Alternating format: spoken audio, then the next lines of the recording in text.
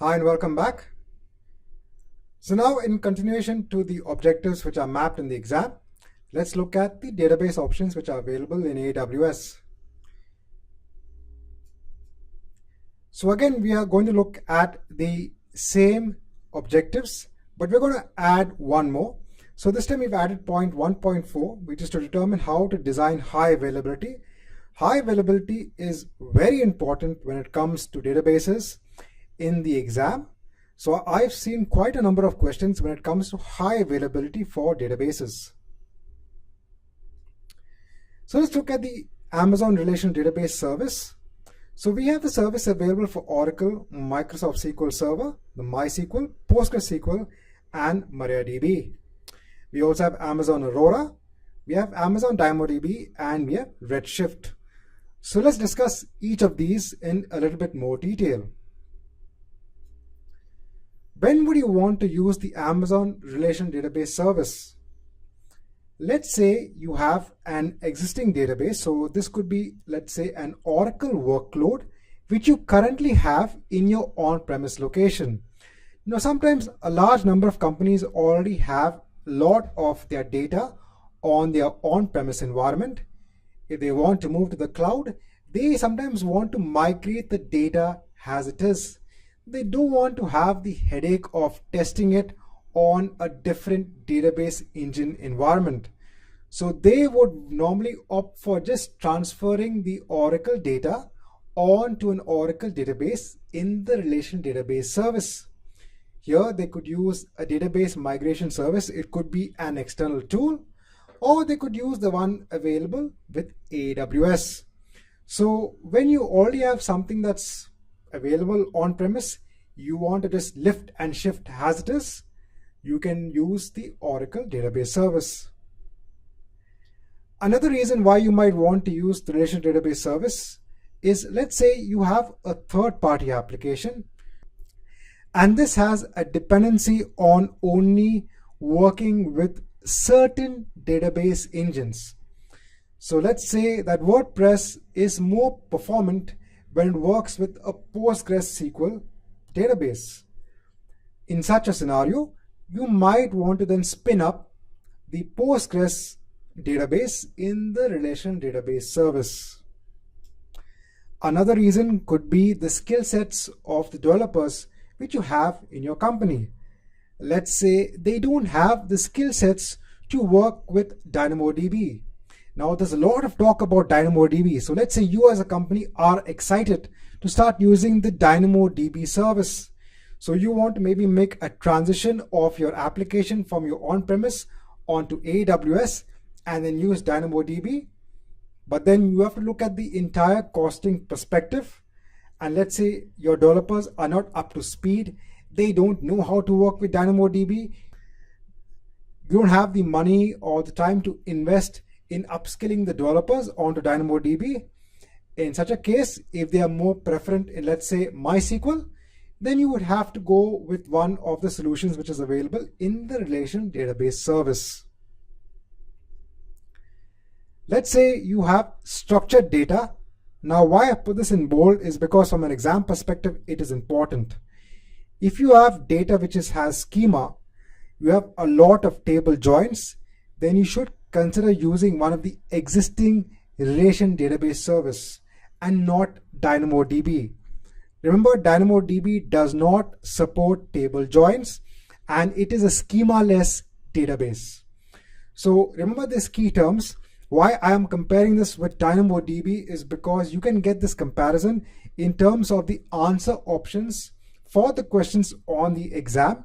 And sometimes you have to make a decision on whether to use DynamoDB or maybe use a MySQL relational database solution. And sometimes these key terms of structured data, table joins makes a big impact on your decision on what would be the right answer. Next, we come to high availability. So I remember getting quite a number of questions on high availability when it came to the relational database service. So let's say you want high availability for a relational database MySQL database solution. Very easy. Enable the multi-AZ feature.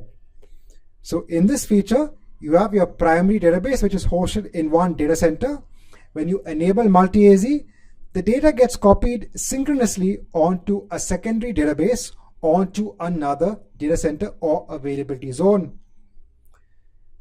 Some key things to note is that you don't have access to the secondary or standby database. Only AWS has access to this database. If your primary one fails, then AWS will automatically switch your endpoint to the standby or secondary database. You can't do it on your own. Also, I want to bring about a case. So there is also this option of read replicas. You would have done this in your training. Do not use read replicas if it comes as an option on the exam for high availability. Only enable multi-AZ. Multi-AZ is required for high availability for a relational database service. Another important point, multi-AZ does not replicate the database across regions. So this is multiple availability zones within a particular region. You can also get this as an option to a question in the exam. In such a case, if you want to make your database available in case of a disaster in another region, use your automated backups and your snapshots, copy the snapshots onto another region, and then use that snapshot to create a database in case of any disaster in the primary region. So we talked about multi-AZ. Now let's talk about read replicas. So this is available currently with the MySQL, PostgreSQL, and MariaDB solutions. So in here, again, you have your primary database and your secondary database. This time you have asynchronous replication onto the secondary DB. What's important is that now you do have access to the second database. So you can use both databases side by side. So you're given another endpoint for your secondary database. Now, when should you use read replicas? Very important. When you have performance problems on your primary DB. So let's say you have a reporting application which is taking static reports out of your primary database. The number of users are increasing and the database is taking a hit. What you can do is that you can create an exact read replica of the database, make it as a secondary database, make your reporting application split the workload across both the databases. So the read operations will not be directed towards the entire primary DB. You could also go against a secondary database. Or in other case, let's say you have an application which is doing both reading of data and updating of data. You can make the application update the data in the primary DB, and you can use the reporting application which gets the queries from the secondary database. So this is used when you want to offload your amount of read operations on the primary database. That time you should use read replicas. Amazon Aurora. When should you use the Amazon Aurora database service? So remember that Amazon Aurora has a MySQL compatible and a PostgreSQL compatible database. If you want a faster MySQL engine, you want better performance, you want it to be fully managed. You don't manage anything on your own. So if your IT management says they don't have time and resources for maintenance, choose Amazon Aurora if you have a MySQL solution. If you want high availability, choose Amazon Aurora. Now, when you mean high availability, I want to let you know what Amazon Aurora does under the covers. So when you create an Amazon Aurora database, it actually creates a cluster. Now, it also creates something known as a volume cluster. When you write data to an Amazon Aurora database table, what it does is that it actually replicates the data or copies the data onto 6 volumes. These 6 volumes are distributed across 3 availability zones. So that's a high number of volumes. This makes it more highly available so that if any availability zone goes down, the data is still available in the other availability zones. So it will make writes to all the volumes in all the availability zones, and it will make a read operation to just one volume cluster in one availability zone. It also has this concept of read replicas. So we've seen the concept of read replicas when it came to the relation database service. The same thing applies here. You have read replicas also for Amazon Aurora. If you want to offload the reads onto secondary databases, now it does the copying of the data onto these read replicas. The latency is less than 100 milliseconds. This is also an important concept. So if you want less latency for data to be replicated across your different nodes in the cluster, which should be less than 100 milliseconds, choose the Aurora service. Now let's go on to Amazon DynamoDB. When should you use this? So this is when you want to have a fully managed NoSQL database. You are storing documents or JSON related data. When you want fast access to data, so you want to quickly get the data, retrieve data, and start using it. You have no joins on your table. You also have the concept of indexes. Remember, in DynamoDB, you can define global and local secondary indexes to query the data on different attributes for faster access. It is also very high available and durable. The infrastructure scales automatically based on demand. It's a fully managed service. So in the question, if you see you want a fully managed NoSQL database, which can scale beyond demand, you don't need to think about the demand. You just put the data in the DynamoDB tables, AWS in the back, and will automatically make sure the servers are scaled for your database table. Another very important concept is this new facility or this new feature of auto scaling. So remember that you have to define the read and write capacity for your DynamoDB table. This gives you the ability to define the amount of input and output that can be defined on your table. This also affects the costing of how much you pay for the DynamoDB table. But let's say you have an application in the beginning, it's not that widely used, so you put a low amount of read and write capacity. Suddenly after a couple of months, you find the throughput, you're finding throttling errors, you're getting errors on your DynamoDB table. Now instead of you manually going and changing the read and write capacity, you have this facility of auto scaling.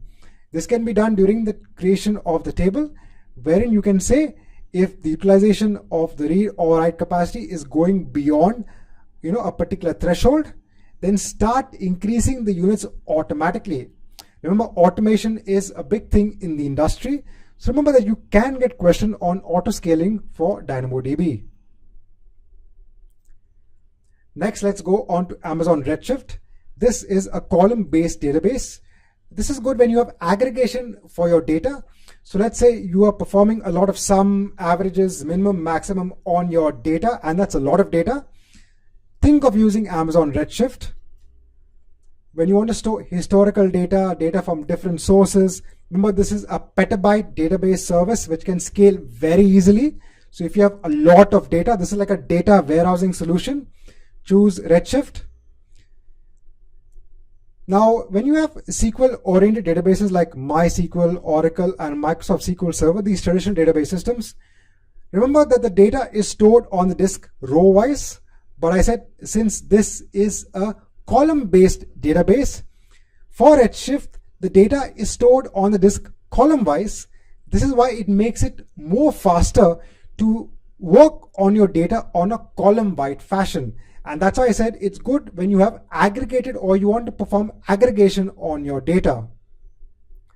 You can also use business intelligence tools with Redshift, all very key terms for the exam. So all these points come in the question, and then you as an architect have to decide what is the best data store to use for your solution.